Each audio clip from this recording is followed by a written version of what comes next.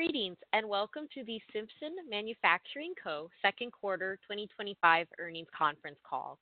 At this time, all participants are in a listen-only mode.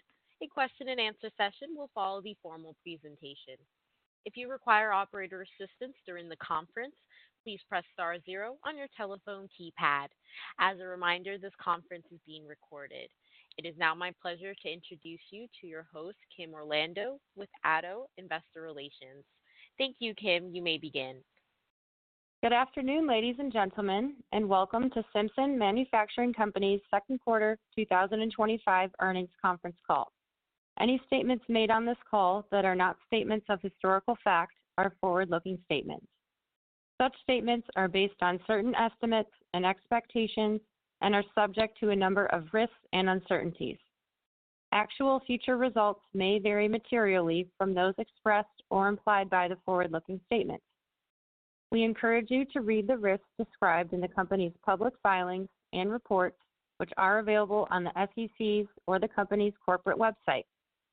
Except to the extent required by applicable securities laws, we undertake no obligation to update or publicly revise any of the forward-looking statements that we make here today, whether as a result of new information, future events, or otherwise.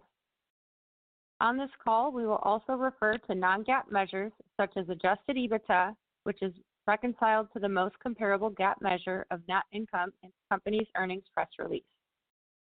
Please note that the earnings press release was issued today at approximately 4:15 p.m. Eastern Time. The earnings press release is available on the Investor Relations page of the company's website at ir.simpsonmfg.com. Today's call is being webcast, and a replay will also be available on the Investor Relations page of the company's website.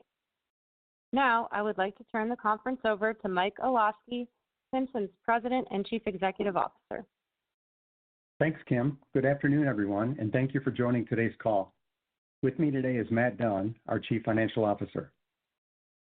Today, my remarks will provide an overview of our second quarter performance and highlights from our key end markets. Matt will then walk you through our financials and our fiscal 2025 outlook in greater detail. Now turning to our results. Our net sales of $631.1 million reflected growth over the prior year quarter in a challenging residential housing market in both the U.S. and Europe.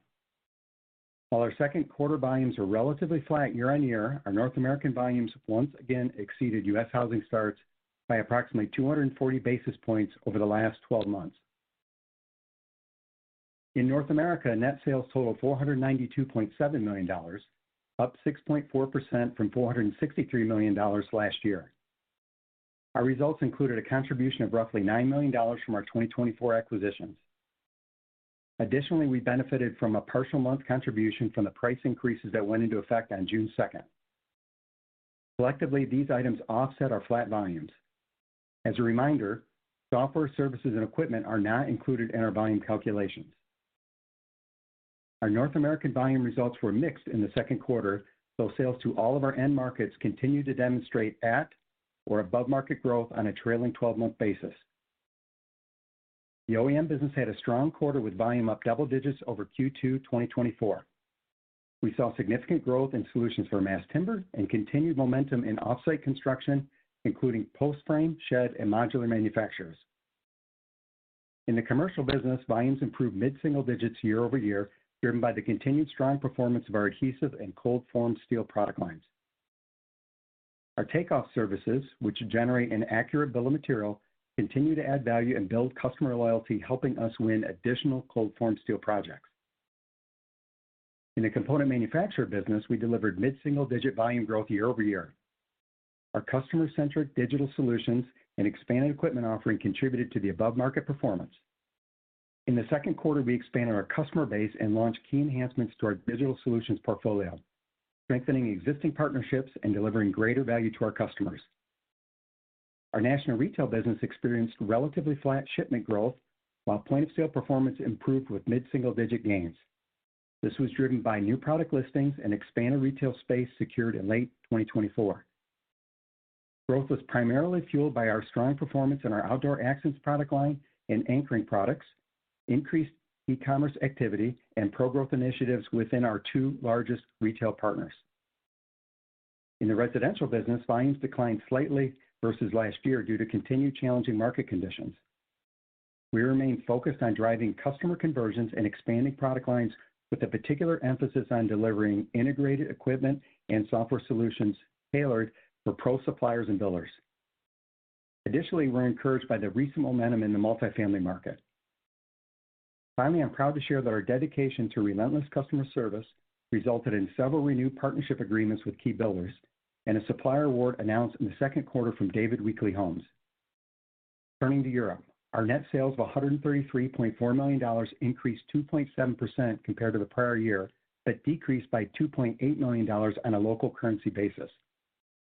Although volumes were down year over year, our European business continues to outperform local markets, driven by new application launches and recent customer wins. Consolidated gross margin was 46.7%, consistent with the prior year quarter despite higher input and labor costs.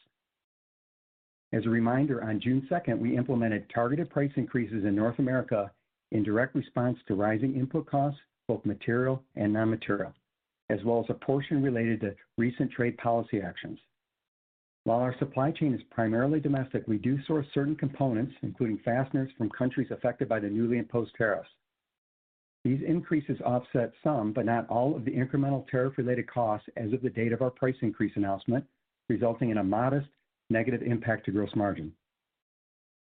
Looking ahead, the expansion of tariffs on steel and related metals announced in early June could prompt additional pricing actions, which we are currently evaluating. However, we believe that disciplined cost management, targeted pricing strategies, and ongoing productivity initiatives position us to maintain our gross margins while continuing to make selective investments in enhanced customer service. Our second quarter operating margin was relatively flat with the prior year at 22.2%. Consolidated adjusted EBITDA totaled $159.9 million, an increase of 4.8% year over year. Next, I'd like to touch on our three financial ambitions. First, continuing above-market growth relative to U.S. housing starts. For 2025, we are updating our assumption for U.S. housing starts to be down in the low single digits compared to 2024. In Europe, housing starts are expected to remain broadly in line with 2024 levels. We are focusing on continuing to grow above the market. Next, maintaining an operating income margin at or above 20%. In a favorable growing market environment, we are confident in our ability to sustain at least a 20% operating margin. And finally, as a growth-focused company with industry-leading margins, we believe we can consistently drive EPS growth ahead of net sales growth, as evidenced by our year-to-date earnings per share increasing by approximately 260 basis points ahead of our revenue growth. In summary, we delivered a solid quarter with revenue growth on stable volumes that outpaced the broader market despite continued macro housing headwinds. Our solid operating margin and disciplined cost control underscore the resilience of our team and our business model. We continue to believe in the prospects of the housing market in the mid to long term. In the short term, we remain focused on being the partner of choice and maintaining our margins in this dynamic operating environment. With that, I'd like to turn the call over to Matt, who will discuss our financial results and outlook in greater detail. Good afternoon, everyone. Thank you for joining us on our earnings call today. Before I begin, I'd like to mention that unless otherwise stated, all financial measures discussed in my prepared remarks refer to the second quarter of 2025, and all comparisons will be year-over-year comparisons versus the second quarter of 2024. Now turning to our results. Our consolidated net sales increased 5.7% year over year to $631.1 million. Within the North America segment, net sales increased 6.4% to $492.7 million. In Europe, net sales increased 2.7% to $133.4 million, primarily due to the positive effect of approximately $7 million in foreign currency translation, which was partly offset by lower sales volumes. Globally, wood construction product sales were up 5%, and concrete construction product sales were up 9.2%. Consolidated gross profit increased 5.7% to $294.5 million, resulting in a gross margin of 46.7%, in line with the second quarter of 2024. On a segment basis, our gross margin in North America was 49.7%, marginally lower than the 50% reported in the prior year, due primarily to higher warehouse costs as a percentage of net sales. Our gross margin in Europe increased to 36.2% from 35.4%, primarily due to lower material costs. From a product perspective, our second quarter gross margin was 47.1% for wood products, compared to 47.2%, and was 45% for concrete products, compared to 47.5%. Now, turning to expenses. Total Q2 operating expenses were $154.4 million, an increase of 6.5%, driven by higher personnel costs, primarily from our 2024 acquisitions, as well as variable compensation and computer software and hardware costs. As of June 30th, our headcount was down slightly from the start of the year. As a percentage of net sales, Q2 2025 operating expenses were 24.5%, compared to 24.3% last year. We are focused on ensuring our spending results in above-market growth, while targeting an operating income margin above 20% that is consistent with our long-term strategic objective. Given the current outlook for housing starts and the recent price increases, in addition to the year-to-date headcount reductions mentioned above, we anticipate the cadence of SG&A investment will continue to moderate. To further detail our second quarter SG&A, our research and development and engineering expenses increased by 4.1% to $20.8 million. Selling expenses increased by 3.6% to $56.4 million, primarily due to higher travel-related costs. On a segment basis, selling expenses in North America were up 6.5%, and in Europe they were down 5.8%. General and administrative expenses increased by 9.4% to $77.2 million, largely as a result of higher personnel costs, including increased variable compensation and computer, hardware, and software costs. As a result, our second quarter consolidated income from operations totaled $140.2 million, an increase of 6.1% from $132.2 million. Our consolidated operating income margin was 22.2%, generally consistent with last year at 22.1%. In North America, income from operations increased 2.7% to $135.7 million, driven by higher net sales. In Europe, income from operations increased 29% to $15.7 million due to reduced operating expenses on higher gross margins, including a slight favorability from foreign exchange. This resulted in our highest second quarter operating income margin in more than a decade of 11.7%, compared to 9.4% last year. Our midterm goal in Europe remains an operating income margin of 15%, predicated on improved market conditions. Our second quarter effective tax rate was 25.8%, approximately 50 basis points below the prior year period. Accordingly, net income totaled $103.5 million, or $2.47 per fully diluted share, compared to $97.8 million, or $2.31 per fully diluted share. Adjusted EBITDA for the second quarter was $159.6 million, an increase of 4.8%, resulting in a margin of 25.3%. Now, turning to our balance sheet and cash flow. Our balance sheet remained healthy with cash and cash equivalents totaling $190.4 million at June 30th, 2025, up $40.1 million from our balance at March 31st, 2025, due to higher net income and lower inventory levels. Our debt balance was approximately $374.5 million net of capitalized finance costs, and our net debt position was $184.1 million. We have $450 million remaining available for borrowing on our primary line of credit. Our inventory position as of June 30th, 2025 was $586.6 million, which was down $32.2 million compared to our balance as of March 31st, 2025, with lower pounds of inventory on hand. Our disciplined capital allocation strategy ensures that our investments are aligned with market dynamics and long-term value creation. We generated strong cash flow from operations of $124.7 million for the second quarter. This enabled us to invest $39.9 million for capital expenditures, including our investments for facility upgrades and expansions, pay $11.8 million in dividends to our stockholders, and pay down $5.6 million of our term loan. In addition, we repurchased 216,645 shares common stock at an average price of $161.55 per share for a total of $35 million. As of June 30th, $40 million remained available for repurchases through year-end 2025 under our $100 million authorization. Next, I'll turn to growth investments. We held the grand opening of our expanded Columbus, Ohio facility in May. The project finished on time and under budget. Our Gallatin, Tennessee facility is scheduled to open in the third quarter of 2025 and is expected to become fully operational by the end of this year. This facility will play a critical role in helping to support growth and enhance operational efficiency across our fastener product lines. As a reminder, this new greenfield expansion will enable us to manufacture approximately 50% of our fastener products in-house.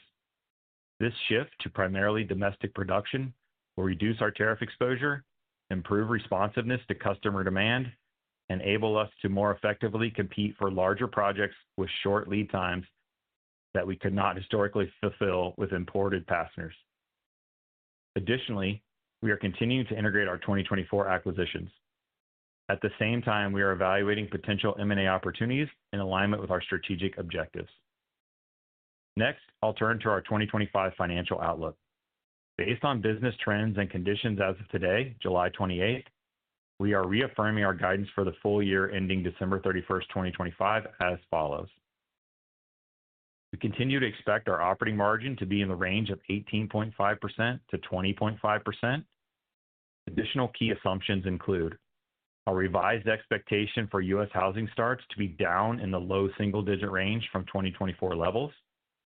Additionally, we are expecting a slightly lower overall gross margin based on the recently imposed tariffs, which we anticipate will be partly offset by the price increases that went into effect on June 2nd, as well as the addition of new facilities as a percentage of net sales. Our margin guidance also includes a projected benefit of $12 to $13 million from the sale of the original Gallatin, Tennessee property based on a contracted sales price of $19.1 million. Next, interest expense on our term loan, which had borrowings of $374.5 million as of June 30th, 2025, is expected to be approximately $2 million, including the benefit from interest rate and cross-currency swaps, mitigating substantially all of the volatility from changes in interest rates. Interest on our cash and money markets is expected to offset this expense. Our effective tax rate is estimated to be in the range of 25.5% to 26.5%, including both federal and state income tax rates based on current laws. And finally, we are reducing our capital expenditures outlook to be in the range of $140 million to $160 million, which includes approximately $70 to $75 million for the completion of both the Columbus facility expansion and the new Gallatin fastener facility. In closing, we performed well in the first half of 2025. We are focused on achieving our financial ambitions through the balance of the year despite ongoing macroeconomic uncertainty, and will continue to monitor our investments to ensure that they are aligned with market conditions.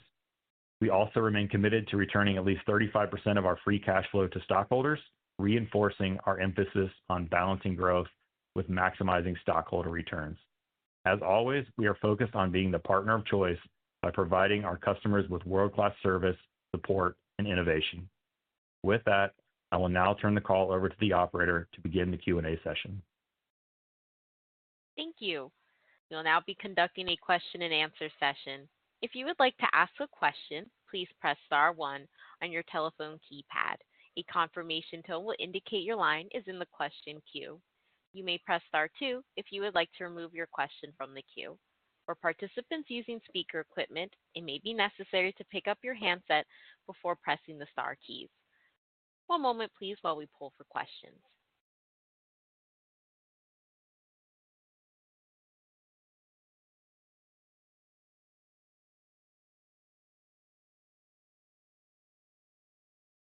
Thank you. Our first question comes from the line of Dan Moore with CJS Securities. Please proceed. Thank you. Good afternoon, Mike and Matt, and thanks for taking the questions. Hello, Dan. Maybe start, just make sure I heard correctly. I think you said a $9 million contribution in the quarter from acquisitions, and then the balance of revenue growth predominantly price with volumes relatively flat. Is that the right way to kind of think about the buckets in the quarter? Yeah, Dan, this is Matt. The $9 million from acquisitions in the quarter is correct, which is acquisitions we acquired last year that we haven't quite anniversaried. There was a little bit of exchange rate help in the quarter as well from Europe, I think about $7 million, and then pricing was really the balance of it. Volume, largely flat. Perfect. Thank you. And then margins, obviously solid quarter, generated op margins of a little over 22%, bringing the H1 margin to nearly 21%. Yet we're kind of maintaining the full year outlook with 19.5 at the midpoint. I realize there's seasonality. Q4 is usually lighter, but it implies a bit of a step down. Just, are you expecting? You talked about maybe the gross margin headwind from tariffs, but is there anything else? And is there, maybe a little bit of conservatism built in kind of an uncertain macro environment? Actually, Dan, you said it perfectly well in that last statement. A lot of uncertainty. I mean, when you look at the market, the forecast that we get from Zonda and the message we hear from our customers, second half is going to be a little bit tougher. There is another round of tariffs that went in impact after we announced our price increase in April that we need to think through, and just a lot of unknowns. We want to make sure that we're doing everything we can to hit our guidance. Helpful. I appreciate it. And then this is more of a housekeeping question, but maybe just what drove the reclassification of expenses, and is there any implication for the overall level of spend or investment going forward?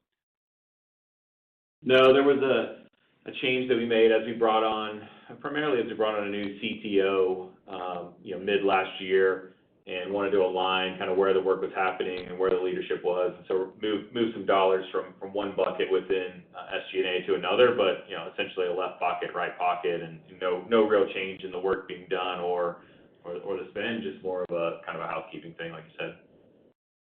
Okay, and then maybe one or two quick ones on cash flow and capital allocation. You got a little bit of an inventory benefit in the quarter. How should we think about kind of working capital more generally for the balance of the year? And then you continue to buy back stock, with the stock having pulled back a bit. I think you said $40 million left on the authorization. Is do you foresee the board potentially replenishing that, or is that sort of $100 million? Should we think about that as what you have left to work with for the balance of the year? Thanks again for taking all the questions. Yeah, I'll take the last part there on the stock repurchase. We're sitting at $60 million through the front half of the year against our $100 million authorization from the board. I think, like in our outlook, there's a lot of uncertainty, but we remain focused on returning free cash flow to shareholders and being opportunistic when we have that opportunity. So I think the authorization for the year is clear, and we're always looking to do what we can there from the standpoint of being opportunistic. So nothing specific there yet, but more to come. Helpful. And just kind of working capital as we think about working capital, I think, seasonally, the higher volume quarters for us are Q2 and Q3, where we tend to work down inventory a bit. There's a lot of wild cards out there about steel pricing and inventory levels. So as you know, we tend to try to hedge steel prices through inventory more so than a specific hedging program. So we remain kind of vigilant and opportunistic in the market based on what we see from a steel standpoint, and also knowing that the volume forecast is a bit variable. So I think not a whole lot different than where we've been from that standpoint. The cost of inventory certainly is going up on imported items from a tariff standpoint. So while the dollars may be going up a bit, the pounds are flat to down. Got it. Okay. I'll circle back if there's any follow-ups. Thank you. Okay. Thanks, Dan. Thanks, Dan. Thank you. Our next question comes from the line of Tim Wojs with Baird. Please proceed. Hey guys, good afternoon. Nice job. Hey, Jim. Maybe just first, just a clarification on the North America business. Were volumes up? Were volumes up in Q2, or is that organic number predominantly price? The volumes are pretty much flat on the quarter, Tim. You know, the revenue numbers driven by price, the carryover of the acquisitions, which generally don't have volume. If you think about equipment and software, which was two of the big acquisitions from last year, they don't factor into volume calculation. And then the last piece is a little bit of exchange rate help coming from Europe. Okay, but I guess in North America, I guess what I'm trying to get at is you only had a couple weeks of price, I think, in the quarter. So I'm just trying to square the 5%, with only a couple weeks of price relative to your pricing increase and kind of flattish volumes. What? It seems like there's something there that I'm missing. No, Tim, if you look at year-to-date volumes, North America, we are down roughly 1% versus prior year. Okay. Year-to-date basis. Okay. Year-to-date. Yeah, year-to-date, Okay. down 1% versus prior year, North American volumes. Okay. So the price contribution was like mid-single digits in the quarter? Yeah, I think that's right. I mean, the volume on the quarter, I think, is up slightly in North America because we were down a little bit in the first quarter. So maybe we're getting a point of volume in North America, getting a point from the acquisitions, and then the balance is pretty much pricing in the quarter. Okay. Okay. And the reason I'm clarifying is because I think the price realization actually accelerates or fully anniversaries into the back half of the year, right? So if we would assume kind of flattish volumes, you should actually get more pricing realization in the third and fourth quarter relative to Q2? Yeah, there was only, essentially 3 weeks and change of the quarter where the price increase was in effect in Q2. Okay, gotcha. And then I guess when you're thinking about just kind of a more difficult housing kind of market, has your ability to take share changed at all, either positively or negatively, or is it pretty similar to like when the market was growing 2 or 3 years ago? Do you guys have to do anything differently? Yeah, position doesn't change, Tim. I think when the market's growing like crazy, it's all about service and making sure that the job site's up and running. When the market slows down and there's a big emphasis on affordability, it's doing everything we can to help our customers be successful. It's value engineering. It's looking at lower installed cost. It's looking at things like our EstiFrame saw that helps develop cut packages. It's better software that can develop a more accurate bill of material and reduce waste. So, the overall business model I don't think changes much, but what we emphasize in a fast-growing market versus a market where maybe you've got more time and there's more emphasis on affordability, there is a different emphasis within the business model.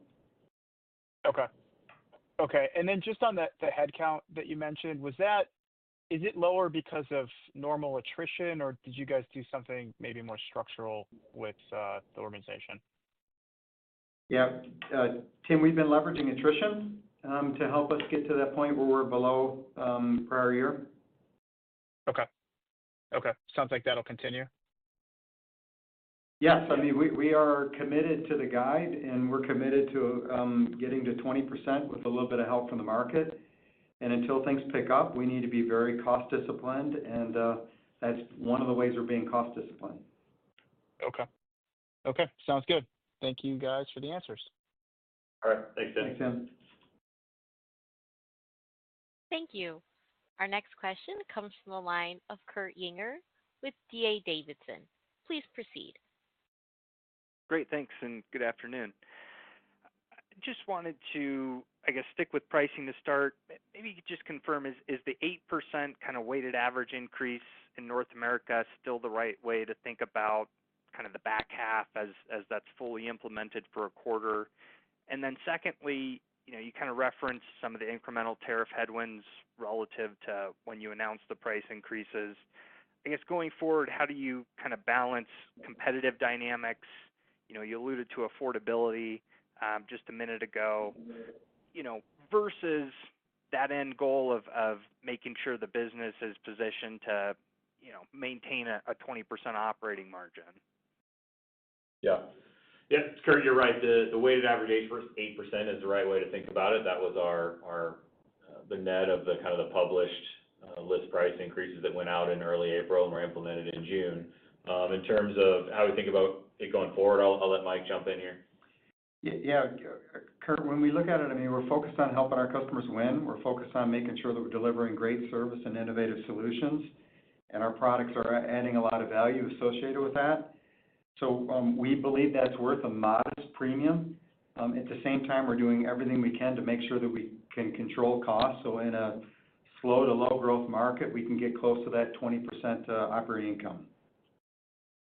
Got it. And when you think about, I guess, that modest premium, right, and ensuring you're not out of whack with that kind of traditional spread,